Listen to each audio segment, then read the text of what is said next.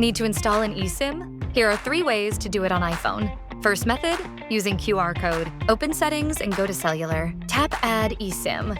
Use the QR code. Choose or manually specify a label name for your new travel eSIM. Select your new travel eSIM as a default line and turn off the Allow Cellular Data Switching option to prevent additional roaming charges.